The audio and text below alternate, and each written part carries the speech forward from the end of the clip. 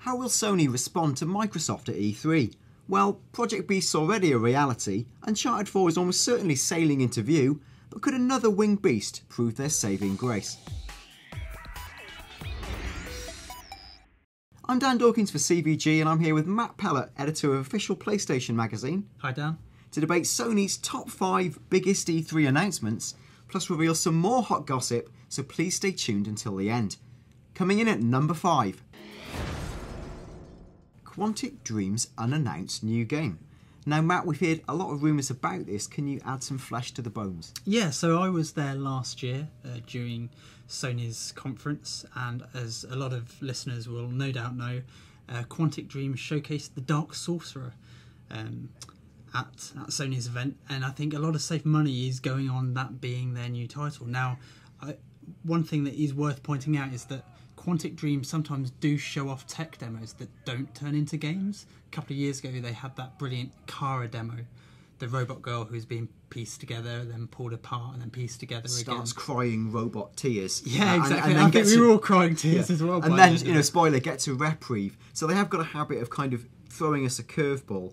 Something that's worth pointing out is that this is Quantic Dream, did register a domain name last year, back in 2013, which was Singularity PS4, I do believe, which is not. Well, I don't think it's going to be a return to Activision's first-person shooter. That is a safe bet. You can take that to the bank.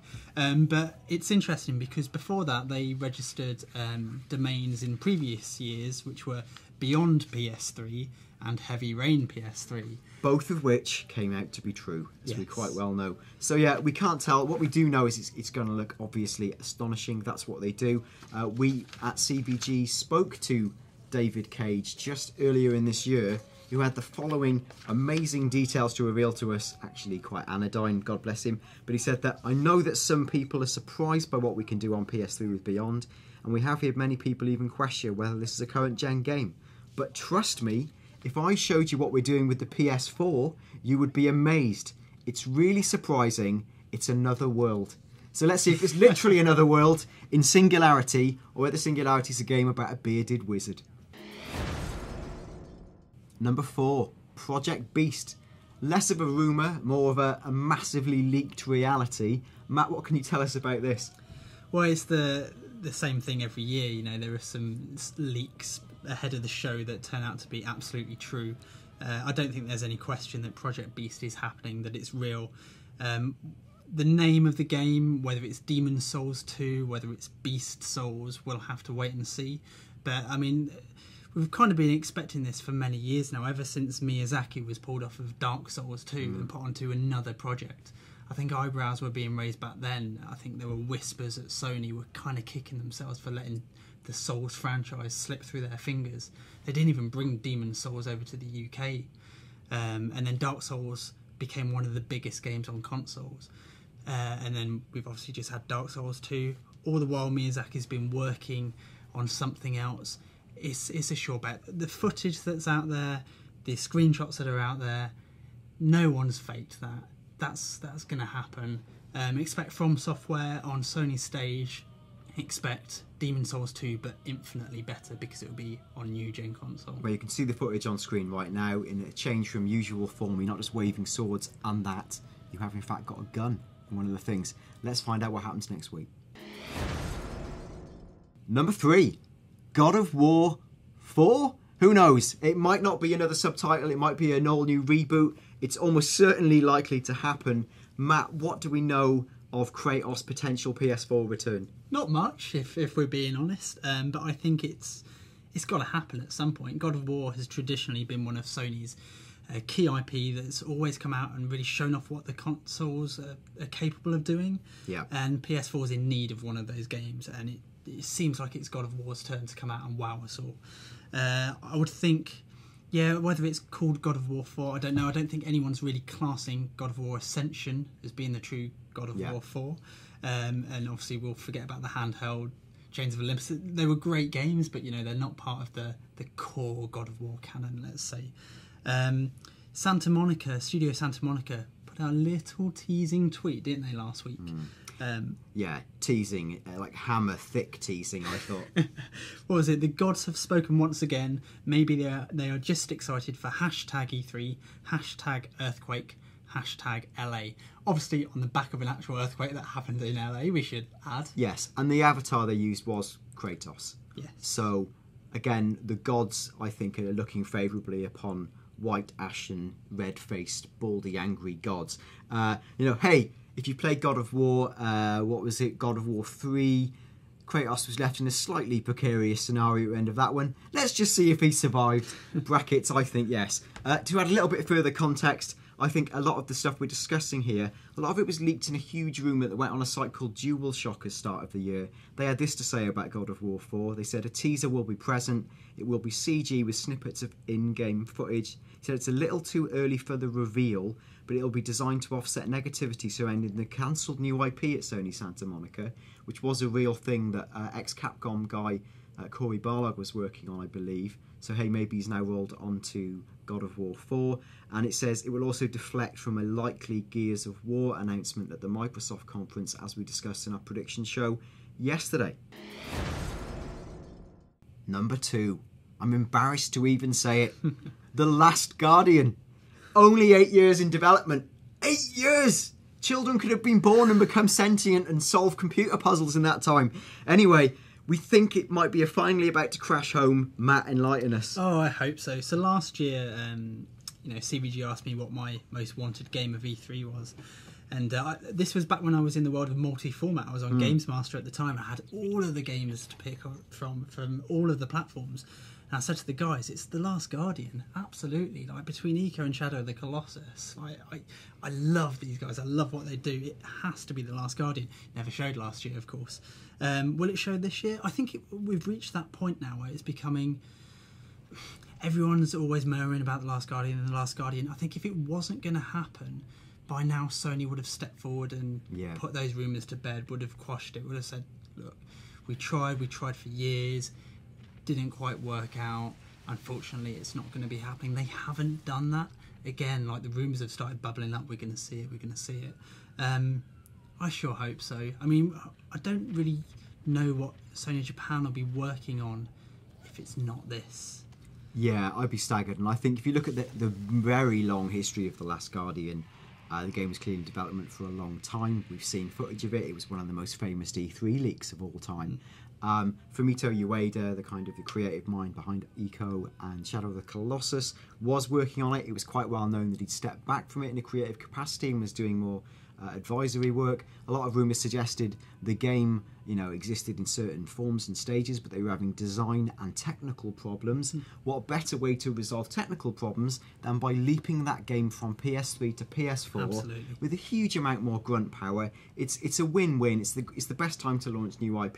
They could even launch it as kind of a mid-price, mid-tier digital product if they really think the retail environment can't support it, or maybe it will just be a big budget game. I mean, similar to what was it, Ubi's I Am Alive? Remember that? The big disaster game that turned out to be a PSN title. I guess they hopefully it'll be slight. I mean, I don't want to discredit that game. Hopefully better than that. Now, the good news is Japanese Games Bible Famitsu, back in April, they said they thought that the release date of The Last Guardian would be coming soon. Now, obviously, they wouldn't do that before E3. You save it for E3, use it as an E3 stealer, or another battle, piece in your armoury. Let's be honest, it's a game that's going to get the crowd excited and cheering massively and clapping. Number 1, no surprises. Uncharted 4, the return of Nathan Drake. Again, less a rumour than a confirmed reality. We've seen a teaser trailer of a map and someone sounding quite furious about something someone had done to him. Who's not on the project anymore. And who's no longer in the game, as we'll discuss just now. So Matt, bring us up to speed with Uncharted 4 and what we might expect. Well, Uncharted 4 was teased last year. It was on the eve of the PS4 launch. And I don't believe that they would tease a new Uncharted knowing that 7 months in the future they had an E3 conference to give if they had no plans at showing Uncharted at that E3 conference.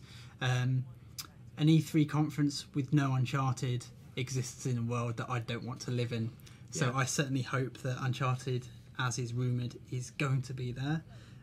Again, from the DualShock rumours that you touched upon earlier, Dan, they talk about a short trailer, a 3-minute trailer with in-engine footage and a few gameplay segments chucked in there as well. Obviously, another game that will showcase what PS4 is really capable of. Uncharted did that with PS3 like nothing else. Yes. And we're expecting the same thing with the new Uncharted for PS4. There have been some changes on the development side for the Uncharted project. It's well known that Amy Hennig has left and has moved on to EA, in fact, now. Yeah. And that Bruce Straley and Neil Druckman are overseeing... And they're the Last of Us chiefs, right? Yeah, so it's interesting. Everyone sees these two as the guys who made The Last of Us, and that is absolutely correct. But they're also the Uncharted 2 guys. Like, Bruce Straley was the game director of Uncharted 2, and Neil Druckman was one of 2 lead game designers. So these guys aren't new to Uncharted. They were responsible for what is widely regarded as the best Uncharted game so far. It's sad to see Amy Hennig leave, but I don't think this is necessarily a bad portent for Uncharted in any way. Well, we have got a quote from Evan Wells, which featured in a recent copy of Game Informer, and he said, "We sure hope you're surprised by how amazing it looks. It's going to be an exciting story, and I think people are going to really buy into this one in a way that I think is consistent with the rest of the stories. It's a standalone adventure like all of them are, so we don't expect you to have played the past games, but you're going to get to experience Drake and his crew in a new way." So that, what is that new way? Well, previously they've reinvented sand, they've reinvented snow. Let's hope it's a bit bigger than that. There seems to be a lot of play in the idea of time skipping, maybe going back to this piratical period. And the pirate who's mentioned in the teaser trailer, Every, who was alive and was like the king of the pirates. In that. Devon's own Henry Every. He was a badass. King o' Pirates. Now, it would be fun to play, let's say, as Francis Drake, perhaps, interacting with this evil guy. Now, on the actual timeline, there's a slight discrepancy because Every was born 60 years after Sir Francis Drake. But hey, let's see. It's a game. There can be creative retconning. Assassin's Creed does it. Uncharted could certainly do it. I mean, with Uncharted 3, they were playing with different time periods. You jump back, you played as Little Nate, of course. So why not jump back further in time? Interesting thing that I'm pulling from years ago, an interview that I had. I once went to the guys that made Hydrophobia. Do you remember Hydrophobia? Yeah. PSN title. And they were saying that the Naughty Dog guys were very, very interested in the water tech that they worked on. Now, this was pre-Uncharted 3. In fact, this was pre that cruise ship demo. So it could just have been for that. It could just have been for that cruise level where it was sinking and it was all flooding. But I don't know, maybe they want to do water in a bigger way than what they did with Pirate Seas confirmed. Fingers crossed. Finally, some quick-fire third-party bullets for you. Now, we can talk about games that will probably appear on the stage. Sony released a movie last week saying you could watch their E3 press conference live in theatres across North America. Well, that trailer was full of footage of Destiny, so expect Activision to feature heavily. Assassin's Creed, more Kratos, reinforcing the previous rumour. Now, in open speculation, last year we had Metal Gear Solid open the Microsoft E3 press conference. Hideo Kojima's traditionally been a Sony man. Could this finally be the year he comes back to Sony's welcoming arms? All will be revealed next week. If you like this video, please click the like button and subscribe to CVG now by clicking the subscribe button for more fantastic daily E3 coverage. We're live at the show all next week and we'll be bringing you all the latest news, video, opinion and analysis.